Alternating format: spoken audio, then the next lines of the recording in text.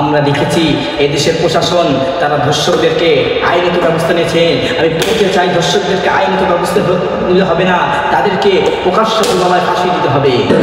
কারণ ধর্ষকরা যদি ছাড় পায়, এদেশে কোনো মানুষ নিরাপদ নয়। এদেশে যখন করোনা এসেছিল, তখন এদেশের কিছু সংখ্যক মানুষ বলেছিল মদিনাতে মসজিদ বন্ধ, মক্কায় মসজিদ বন্ধ, আর আমাদের দেশে মসজিদ চলতে পারে না। আমরা বলেছিলাম শতভাগ। তবে মক্কা মদিনায় যদি ধর্ষণ হয়, তাহলে তাকে যন্ত্রের সামনে ফাঁসির কাস্টে ঝুলিয়ে দেওয়া হবে। এই দেশে ফাঁসির কাস্টে ঝুলাইতে হবে, তবে এই দেশে ধর্ষণ বন্ধ হবে, তবে এই দেশে কোনো মার রাস্তায় বের হলে ধর্ষিত হবে না ইনশাআল্লাহ। আল্লাহ সবাইকে দ্বীনের পথে, ইসলামের পথে, কোরআনের পক্ষে থাকার তৌফিক দান করুন। কিয়ামতের আগে এমন একটা সময় আসবে যখন এই পৃথিবীর মধ্যে জিনা বেড়ে যাবে, যখন এই পৃথিবীর মধ্যে অত্যাচার বেড়ে যাবে, তখন এই পৃথিবীর মধ্যে মানুষ মানুষকে চিনবে না, একে অপরকে হত্যা করা শুরু করবে।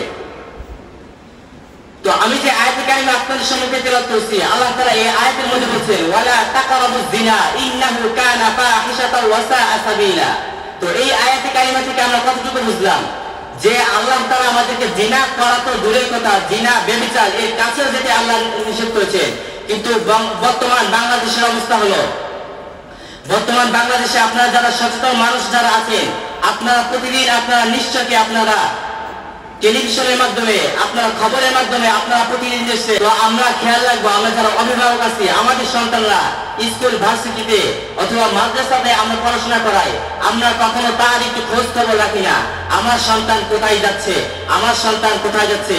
আমি স্কুলে দিয়েছি, আমি তাকে স্কুলে দেওয়ার পর আমি হেডমাস্টার তাদের কাছে আমি তাকে অর্থ করে দিয়েছি, কিন্তু বছরের মধ্যে একটা দিনও হয় না যে আমার মেয়ে, আমার ছেলে মেয়ে তারা কি স্কুলে সরাসরি ক্লাস করে নাকি বাকি টাইম তারা ওয়ান টাইম অন্য কোথাও ক্লাস করে।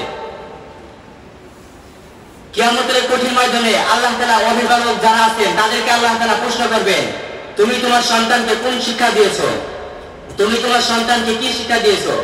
যখন আপনার সন্তানদেরকে যখন বলবে তোমার মেয়ে তো জিনা ব্যভিচার কাজের মধ্যে লিপ্ত ছিল, তখন আপনার সন্তান বলবে আমার পিতা কখনো আমাকে এই সমস্ত কাজ থেকে আমাকে বাধা দেয়নি।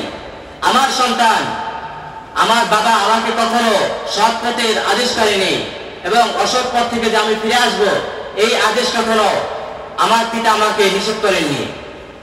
তো আমরা পিতা হয়ে যদি সন্তানদেরকে যদি এখন থেকে আদেশ করি, আপনার আদেশ সন্তানের না মানে, কিন্তু আপনি আল্লাহ তাআলার কাছে এতটুকু হলে বলতে পারবেন যে আমি আমার সন্তানকে আমি নিষেধ করেছিলাম, আমি আমার সন্তানকে আমি জিনার কাছ থেকে নিষেধ করেছিলাম, আমি আমার সন্তানকে ব্যভিচারের কাছ থেকে আমি নিষেধ করেছিলাম।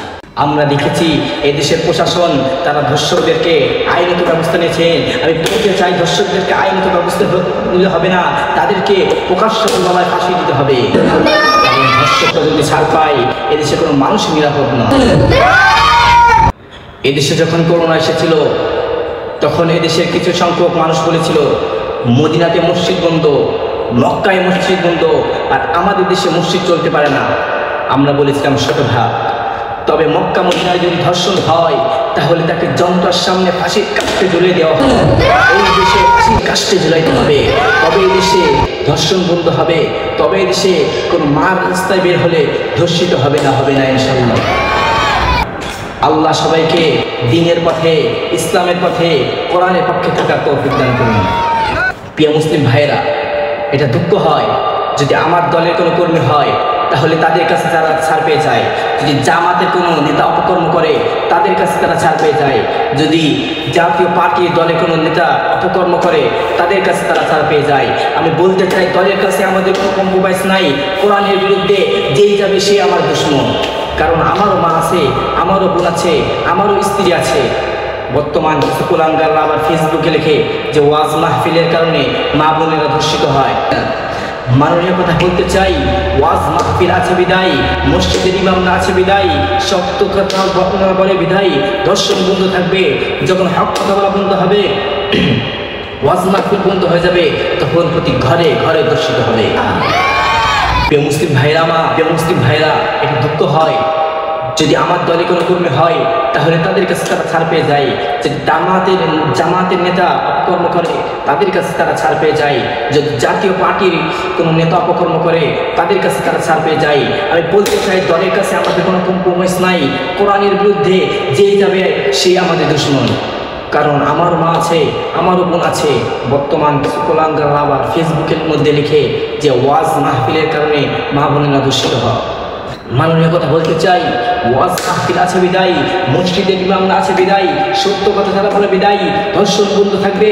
যখন হক কথা বলা বন্ধ হবে, সত্য কথা বলা বন্ধ হবে, তখন প্রতি ঘরে ঘরে দূষিত হবে। এখন আপনারা কি চান যে কোরআনের ওয়াজ মাহফিল বন্ধ হোক? কোরআনের পক্ষে আমরা কথা বলবো, কথা বলুন ঠিক কিনা? যদি ফাঁসির মন্ত্র ঝুলতে হয়, কোরআনের কথা বলে ফাঁসির মন্ত্র ঝুলতে আমরা বাধ্য। প্রিয় মুসলিম ভাইয়েরা আমার, একটা দর্শককে যদি বাইতুল মুকাররমের গেটের সামনে ক্রস ফায়ার অথবা ফাঁসির মন্ত্রে যদি ঝুলানো হয়, সারা দেশের যুবকরা যদি দেখে, সারা দেশের ছাত্রদল ছাত্রলীগ তারা যদি দেখে, আমার মনে হয় এদের ধর্ষণ তো বন্ধ হয়ে যাবে, এর সাথে সাথে এদের স্বপ্ন দোষ বন্ধ হয়ে যাবে। কথা বলুন ঠিক কিনা? নাকি এই জন্য আমাদেরকে সঠিক পথে ফিরে আসতে হবে। যে আয়াত আপনাদের সম্মুখে তিলাওয়াত করেছিলাম, ওয়ালা তাকরাবুজ জিনা, তোমরা জিনার বিচারের কাছে যেও না, ইন্নাহু কানা ফাহিশাতাও ওয়া সাআ সাবিলা, কেননা ইহা একটি নিকৃষ্ট পথ। আল্লাহ তাআলা আমাদের সকলকে সঠিক বুঝ দান করুন।